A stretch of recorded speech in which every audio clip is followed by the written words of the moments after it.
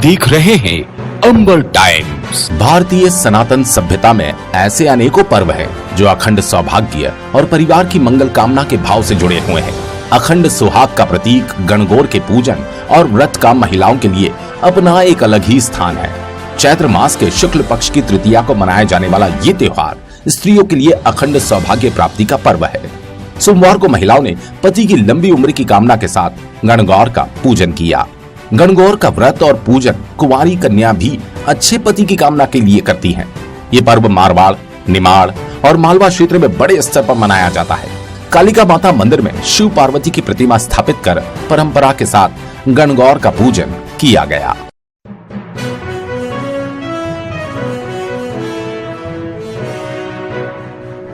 स्वच्छता की आड़ में अपनी सक्रियता बताने के लिए नगर निगम छोटे व्यापारियों को बेरोजगार ही कर रहा है। निगम की इस कार्रवाई से व्यापारियों में आक्रोश व्याप्त है।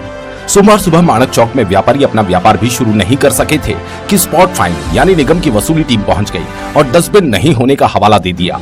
व्यापारियों ने दुकान में डस्टबिन होना बताया तो छोटा बताकर निगम ने दुकानें सील कर एक दिन के लिए बेरोजगार कर दिया। दुकानों को बंद करवाकर उस पर सूचना का फ्लैक्स चस्पा कर दिया। अब सवाल तो ये उठता है कि क्या दुकानों को सील कर क्या शहर स्वच्छता में नंबर 1 हो पाएगा?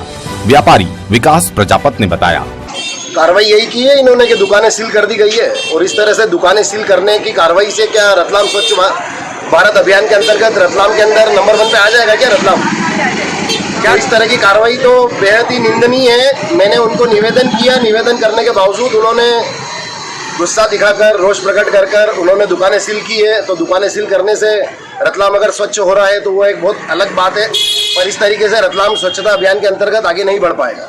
व्यापारी कपिल सोलंकी ने बताया, कोई बालक बिठा के गया था, पहली बार ही बैठा, उसको ध्यान नहीं डस्टबिन है कि नहीं है, तो उन्होंने मंगल करवा दी उससे और ऐसा रहा।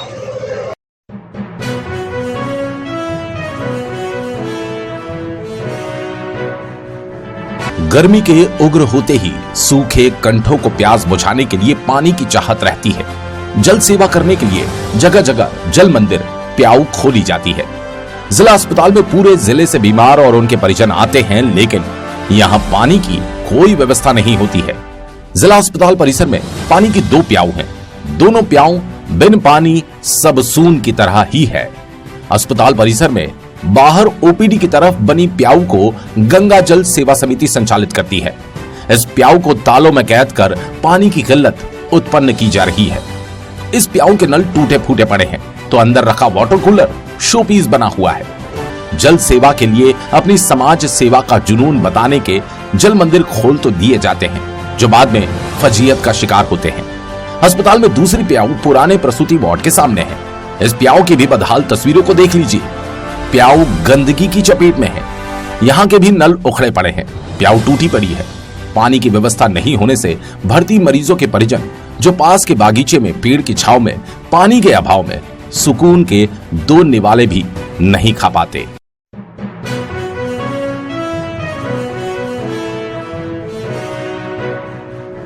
चैत्र मास की नवरात्रि पर शक्ति की देवी की भक्ति की जा रही है। भक्त माता रानी से मन्नतें मांग रहे हैं। चैत्र नवरात्रि पर शहर के आस्था हृदय स्थल कालिका माता मंदिर में भक्त माता कालिका की आराधना में लगे हैं। मंदिर परिसर में माता के समक्ष लड़कियां और महिलाएं गरबा नृत्य कर माता की भक्ति कर रही हैं।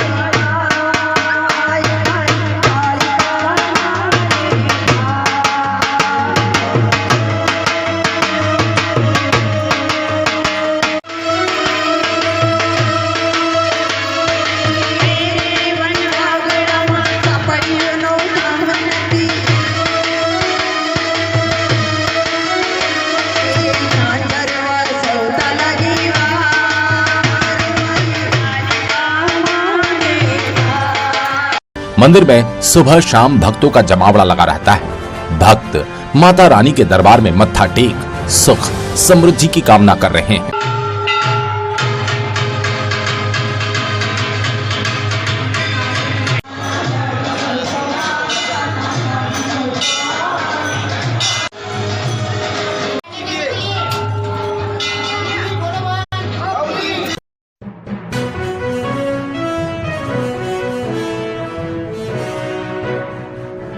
अप्रैल माह की शुरुआत से ही तपन से राहत नहीं मिल रही।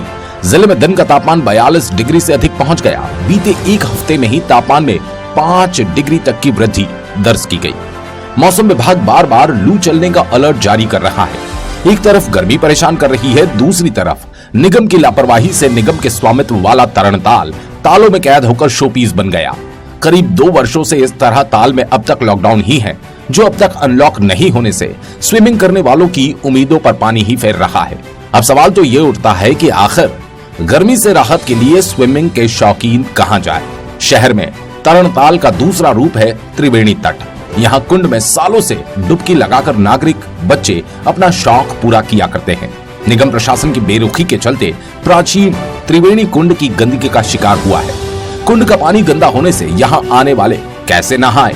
कुंड का पानी गंदा होने से चर्म रोग होने का खतरा बना रहता है, लेकिन निगम कुंड की सफाई नहीं करवाकर भीषण गर्मी में शौकीनों के अरमानों पर पानी ही फेर रहा है।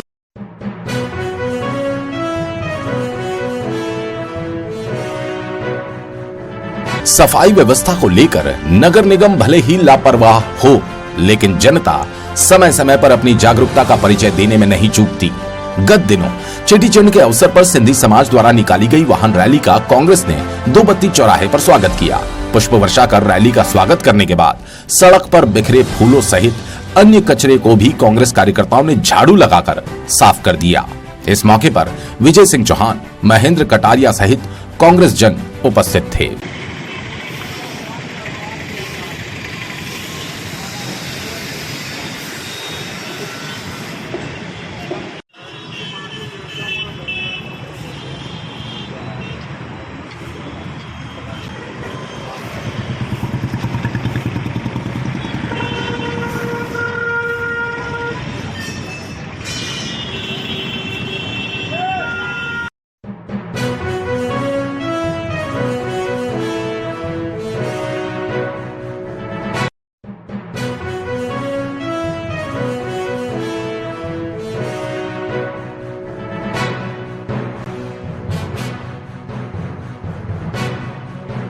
आप देख रहे हैं अंबर टाइम।